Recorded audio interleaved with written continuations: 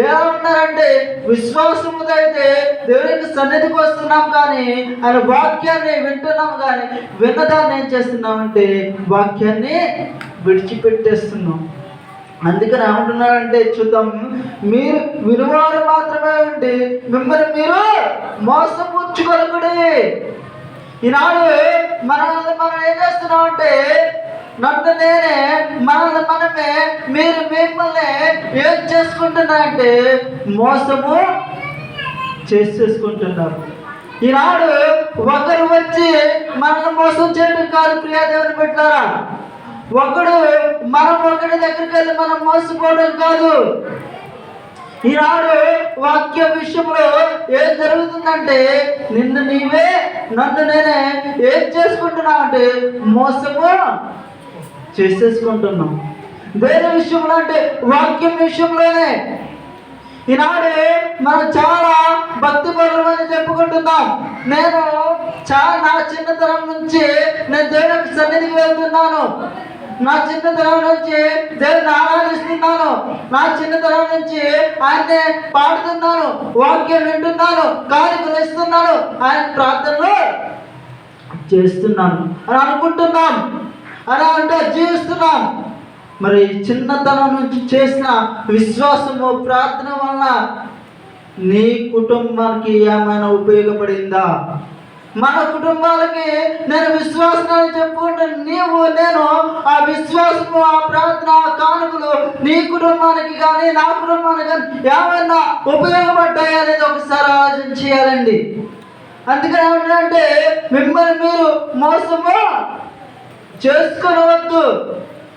దేని విషయంలో అంటే వాక్యం విషయంలో నేను ఎంతో విశ్వాసని, నా విశ్వాసం నేను ఎంత ప్రార్థన చేస్తానంటే ఉపవాసం ఉండి ప్రార్థన చేస్తూనే ఉంటాం, ఉపవాస ప్రార్థన చేస్తాం. మరి ఆ ప్రార్థన వల్ల మన కుటుంబంలో ఏమైనా గొప్ప కార్యాలు జరిగినాయా? ఈనాడు మన కుటుంబంలో నలుగురు ఉంటే మన నలుగురు కూడా దేవుని సన్నిధిలో కనబడడానికి అవకాశం ఉన్నదా? ఈనాడు నీ యొక్క దేవుని సన్నిధికి కుటుంబ సమేతంగా మన కుటుంబం మొత్తం కూడా దేవుని సన్నిధిలో కనబడుతున్నామా అనేది ఒకసారి ఆలోచన చేయాలి ప్రియ దేవుని పెట్టారు. ఇంకా ఎందుకు మనం దేని విషయంలో వాక్యం వింటున్నామని ఆలోచన చేస్తున్నాం, కానీ వాక్యాన్ని ఏం చేస్తున్నాం అంటే వినేదాన్ని పేచీవన పెట్టేసే పరిస్థితిలో ఈనాడు మనము ఉన్నాం. ఒకవేళ ఈనాడు నిన్ను వాక్యం విషయంలో మనం మోసం చేసుకోలేకపోతే, ఒకవేళ మోసం చేసుకోకుండా ఉన్నట్లయితే ఈనాడు మన కుటుంబం అంతా ఎక్కడ ఉంటుందండి? దేవుని యొక్క సన్నిధిలో ఉంటుంది. ఈనాడు మన కుటుంబం దేవుని సన్నిధిలో లేదంటే ఏం చేస్తున్నాం? వాక్యం విషయంలో మనమే మోసము చేసేసుకుంటున్నాం. మనల్ని మోసం చేయడం కాదు, మన సొంత నన్ను నేనే మోసం చేసుకుంటున్నాను, మిమ్మల్ని మీరే మోసము చేసుకుంటున్నారు. దేని విషయంలో అంటే దేవుని యొక్క వాక్యం విషయంలో, దేవుని విషయంలో, ఆయన ఆరాధించే విషయంలో. ప్రియ దేవుని బిడ్డ అందుకని అంటున్నారు వాక్య ప్రకారము ఎవడైనా వాక్యము విలువడేయండి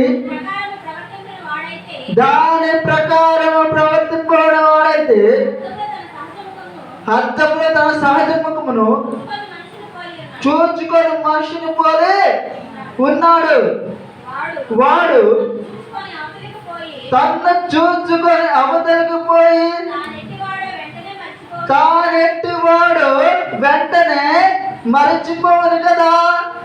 చూడండి, తన మొహాన్ని అతను చూసుకున్నాడు, చూసుకొని అవతలకు పోయి ఆయన ఎటువంటి వాడు ఏం చేస్తున్నాడు? వెంటనే మర్చిపోతున్నాడు. ఈనాడు కూడా విశ్వాస జీవితంలో జీవించే నీవు నేను కూడా ఎలా ఉన్నామంటే ఆదివారం ఆరాధన వస్తున్నా, చెబుతున్న వాక్యాన్ని ఆ గంటన్నర వాక్యాన్ని వింటున్నా, ఆ వాక్యం అయిపోయిన ఎప్పట్లోనే బయటకు వెళ్ళిన తర్వాత విన్న వాక్యాన్ని ఏం చేస్తున్నాం? మర్చిపోతున్నాం. ఆ వాక్యాలు మన మనసులో ఉండట్లేదు. ఆ వాక్యం ఎప్పుడంటే మన మనసులో ఉండేది ఆ కూర్చున్న ఆ గంట 2 గంటల వాక్యము. నీవు బయటికి వెళ్ళి సహజ ముఖాన్ని అర్థం చూసుకున్నట్టుగా నీ ముఖం ఎలాగైతే కనబడుతుందో ఆ ముఖాన్ని బయటికి వెళ్ళినప్పట్లోనే నువ్వేం చేస్తున్నావు అంటే ఆ వాక్యాన్ని మర్చిపోతున్నావు. మర్చిపోయి మనం ఏం చేస్తున్నావు అంటే లోకానికి వెలుగుగా ఉన్నావు. నీవు లోకంలో బ్రతుకుతూ లోకంలో వలె చీకటి జీవితాన్ని జీవించడానికి ప్రయత్నాలు చేస్తున్నాం ప్రియ దేవుని బిడ్డలు. అందుకని అంటున్నాడు, మిమ్మల్ని మీరు మోసపుచ్చుకోవద్దు. ఎవరో నన్ను మోసం చేయరండి, ఎవరో వచ్చి నిన్ను మోసం చేయరు. ఈనాడు అనేక మంది గారడి విద్యలు చూసే వాళ్ళు ఉన్నారు. వాళ్ళు వచ్చి నిన్ను మోసం చేయట్లేదు, నిన్ను నీవే మోసం చేసుకుంటున్నావు.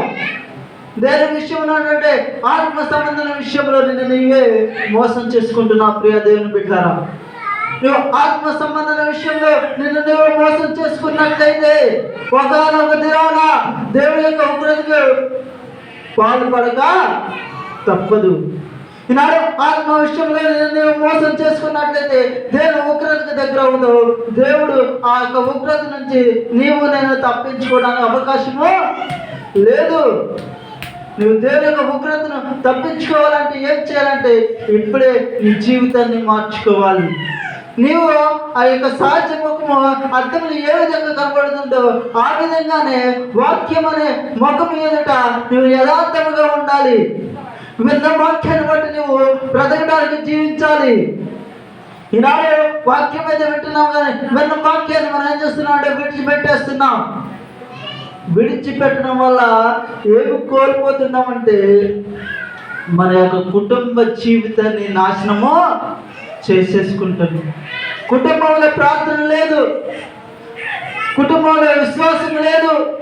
నేను ఒక్కదాన్ని ప్రార్థనకి వెళ్తున్నాను అనుకుంటున్నాం మనం. నేను ఒక్కదాన్ని ప్రార్థనకి వెళ్తున్నాను, నేను ఒక్కనే ప్రార్థనకి వెళ్తున్నాను. నా భార్య రాకపోతే ఏమి ప్రయోజనం లేదు. నా భార్య వస్తే ఎంత రాకపోతే ఎంత, నేను ప్రార్థనకి వెళ్తున్నాను కదా, నా బట్టి నా కుటుంబాన్ని దేవుడు ఆశీర్వదిస్తాడు అనుకోవచ్చు. ఈనాడు నిన్ను బట్టి భౌతిక సంబంధంగా అయితే ఆశీర్వదిస్తాడేమో కానీ ఆత్మ సంబంధంగా ఎవరి ఫలములు వారియే. నీ క్రియలకు నీవే దీవెనలు పొందుతావు, నా క్రియలు బట్టి నేనే దీవెనలు పొందుతాను. కానీ ఇక్కడ ఆత్మ సంబంధంగా అయితే ఎవరి క్రియలు బట్టి వారు ఫలితాన్ని పొందుతారు. భౌతిక సంబంధం విషయం అయితే ఒకరి విషయంలో అయితే ఆశీర్వాదం కుటుంబంతో ఆశీర్వాదం పొందొచ్చేమో. మరి ఆత్మ సంబంధంగా ఎలా బ్రతకాలి మన జీవితాలు?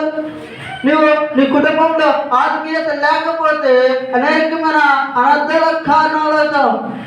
కుటుంబం ఆత్మీయ జీవితం ఉండాలి. కుటుంబంలో ఆత్మీయ జీవితం కలిగి ఉండడానికి ప్రయత్నం చేయాలి ప్రియ దేవుని బిడ్డలారా. ఈనాడు భౌతిక సంబంధం ఆలోచన చేస్తున్నాం కానీ కుటుంబంలో ఆత్మీయ సంబంధ విషయాల గురించి ఆలోచన చేసేవారు చాలా తక్కువ.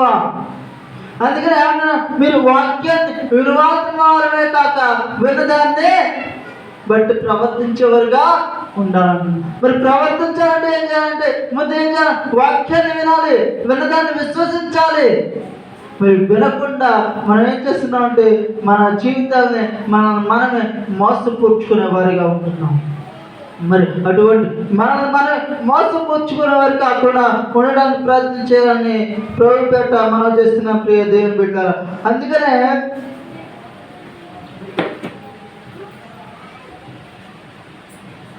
ఉపద్య గ్రంథము 1వ అధ్యాయము ఉపద్య గ్రంథము 1వ అధ్యాయము 3వ వచనంలో ఒక మాట ఉంది.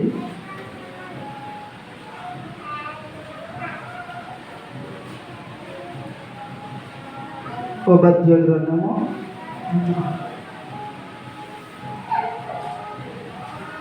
1వ అధ్యాయము 3వ వచనం 1:3 అత్యున్నతమైన పర్వతముల మీద ఆసీనుడివై ఉండి కొండ సందులను నివసించుచున్నవాడా, నన్ను క్రిందకు పడద్రోయగలవాడెవడు అనుకున్నవాడా, నీ హృదయపు గర్వము చేత నీవు మోసపోతువి. చాలండి, చూడండి ఏమంటున్నాడు ఇక్కడ. ఏమంటున్నా, నీ హృదయపు గర్వము చేత. దేని చేతండి? మన హృదయపు గర్వము చేత మనం ఏమైపోయామంటే మోసపోతుంది. గర్వము. ఈనాడు గత వారం నేను చెప్పాను కదా, నేను ఎప్పటికో దేవుని సన్నిధికి వెళ్తున్నా, నా వాక్యము అంతా కూడా తెలుసు. ఏంటది? హృదయము గర్వము చేత నాకు అంతా తెలుసు అనుకునేది ఏంటంటే మన హృదయం యొక్క గర్వము. నువ్వు అంతా తెలుసు అనుకుంటున్నావు. నాకు వాక్యం అంతా తెలుసు, చాలా విశ్వాసము కలదాన్ని, నేను చాలా ప్రార్థన పట్టుదలతో నేను ప్రార్థన చేస్తాను అంటున్నావు. నీ ప్రార్థన వలన ఒక్క ఆత్మను రక్షించావా? నీ విశ్వాసం వల్ల ఒక్క ఆత్మను రక్షణలోకి నడిపించావా అనేది ఒక్కసారి మనమే పరీక్షించుకోవాలి. ప్రియ దేవుని బిడ్డలారా, ఈనాడు గర్వం చేత మనం ఏం చేస్తున్నామంటే మోసపోతున్నాము. వాక్యం విషయంలో మనకు ఉండకూడదు. ఏమిటంటే గర్వం అనేది ఉండకూడదు. అన్ని నాకు తెలుసు అనుకోకూడదు. ప్రియ దేవుని బిడ్డలారా, ఈనాడు చాలా విషయాలు బైబిల్ నుంచి చదువుతూ ఉంటే కొత్త కొత్త విషయాలు మాకు తెలుస్తూ ఉంటాయి. అంత మాత్రం మాకు అన్ని తెలుసు అనుకోకూడదు. మనకు తెలియని విషయాలు చాలా ఉంటాయి. నువ్వు వాక్యం విషయంలో హృదయము గర్వము చేత నీవు మోసము పోతీవి. దేని చేత మోసం? ఈనాడు మన గర్వము చేత మనమే మోసం చేసుకుంటున్నాం. అందుకనే నువ్వు వాక్యం విన్నదాన్ని బట్టి వాక్యం ప్రకారం ప్రవర్తించడం ప్రయత్నం చేయి. ఈనాడు మనం ఏం చేస్తున్నాం? విన్న వాక్యాన్ని ప్రవర్తించడం, కానీ వాక్యాన్ని విరుద్ధంగా ప్రవర్తిస్తూ అన్ని కార్యక్రమాలు నేను ముందంటున్నాను. కానీ దేనిలో కూడా ముందుండడం అవకాశము కలగలేకపోతుంది. ఈనాడు దేవుని పని విషయంలో ఎంతమంది ముందుంటున్నారు? దేవుని వాక్యము తెలిస్తే అనుకుని నీవు దేవుని పని విషయంలో ఎంతవరకు ముందుంటున్నావు? ఈనాడు వాక్యం నాకు తెలుసు, నేను బాగా విన్నాను, బాగా తెలుసు, నేను చిన్నప్పటి నుంచి వింటున్నాను వాక్యం అన్న దాన్ని ఈనాడు ఏం చేస్తున్నావు అంటే దేవుని పని విషయానికైతే వెనకేస్తున్నావు. సాధారణ పని విషయం అయితే ముందుకు తీసుకొస్తున్నావు. ఈనాడు దేవుని బట్టి అంటే మన యొక్క హృదయము గర్వము చేత మనం ఏం చేసుకుంటున్నాం అంటే మోసము చేసుకుంటున్నాం. అందుకని అంటున్నాడుగా, మోసపోకుడి దేవుడు వెక్రింప పడడు. నువ్వు నేను దేవుడిని మోసం చేస్తున్నా అంటే దేవుడు వెక్రింపబడేవాడు కాదు. ప్రియ దేవుడు, నువ్వు సహజ ముఖం అద్దంలో ఎలా చూసుకుంటున్నావో అటువంటి ముఖాన్ని వాక్యం మీద పెడితే ఆ వాక్యం అనే అద్దంలో నీ ముఖాన్ని చూసుకున్నట్లయితే నీ విశ్వాసం ఎలాంటిదో కనబడుతుంది. మనం ఏం చేస్తున్నాం అంటే వాక్యం విషయంలో మన విశ్వాసాన్ని చూసుకోము, వినే విషయంలో మన విశ్వాసాన్ని చూసుకోము, నేర్చుకునే విషయంలో మన విశ్వాసాన్ని చూసుకోము. కానీ అనేకమైన కార్యక్రమాలలో అయితే నా విశ్వాసం గొప్పదని డమ్మముగా తెలుసుకుంటాం. ఆ డమ్మము ఎందుకీ కూడా పనికి రాదు. అందుకని దేవుడు ఏమంటున్నా అంటే మోసపోకుడి. దేని విషయం? వాక్యం విషయంలో నేను మోసపోవద్దు. ఆనాడు పెరిగాలో ఉన్న సంఘము మోసపోలేదు వాక్యం విషయంలో. ఆ పౌలు శీలను ప్రకటిస్తుంటాడే అలా ఉన్నయలో వారిని వాక్యాన్ని పరిశీలన చేస్తారు. దేనికి పరిశీలన చేస్తారంటే వారు మమ్మల్ని ఏమన్నా మోసం చేస్తారేమో అని. వారు మమ్మల్ని మోసం చేస్తున్నారని వాక్యాన్ని పరిశీలించారు. దేన్ని బట్టి అంటే విశ్వాసాన్ని బట్టి. అటువంటి విశ్వాసాన్ని బట్టి వాక్యాన్ని పరిశీలన చేయాలి. ఈనాడు మన వాక్యాన్ని పరిశ్రమ చేయకుండా, దేవుడు ఏం చెబుతున్నాడు అనేది వినకుండా మనం ఏం చేస్తున్నాం, మన గర్వం చేత మనం మోసం చేసుకోవడానికి అవకాశం ఉంది. అటువంటి మోసం ఎవరు కూడా చేసుకోకుండా ప్రతి ఒక్కరం కూడా విన్న వాక్యాన్ని బట్టి ప్రతి ఒక్కరు కూడా వాక్యానుసారానికి జీవించాలని ప్రభు పేరట మనం చేస్తూ ఈ యొక్క కొద్ది మాటలు మీ యొక్క హృదయంలో ఫలించిన కాక మీ అందరికీ వందనాలు.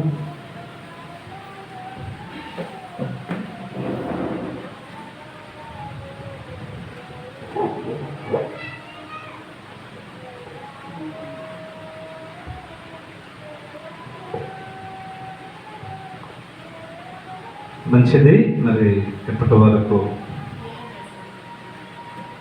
మోసపోకుడి, దేవుడు విక్రించబడు. మనం మోసపోతున్నామని దేవుడు మోసపోడు, గుర్తుపెట్టుకోవాలి. మనం మోసం చేస్తున్నామని దేవుడు మనల్ని మోసం చేయడు.